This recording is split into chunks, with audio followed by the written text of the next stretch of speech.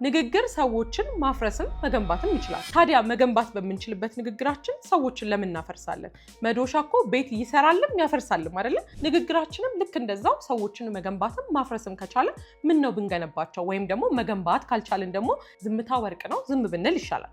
ሰዎችን መቀየር የምንችል ከሆነ ንግግራችን ደግሞ ቫልዩ ያለው ከሆነ ደግሞ ካለመናገር ደጃዝማችነት ይቀራል ይባላል።